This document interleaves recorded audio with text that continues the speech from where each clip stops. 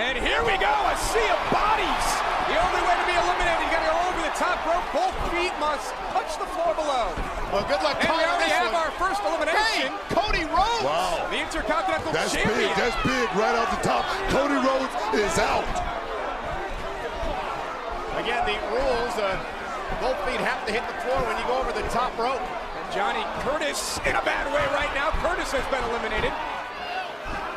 Who will earn a championship opportunity here tonight? Which champion will they challenge? Look at the energy level right there at the beginning. Well, Tonga has thing been was on fire. Now these guys slowed down just a bit.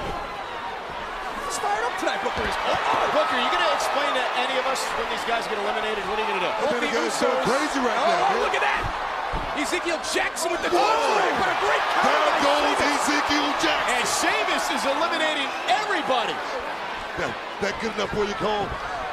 That was perfect. Slater out. No. Slater hangs on. Goodbye. Man. The final 10. Can a brother with a bro stance get invited to this party? Sin Cara looking to take advantage of Sheamus. And it's Sin Cara Negro. Sheamus, I think he's eliminated, it seems like half the field. Sheamus wants that shot.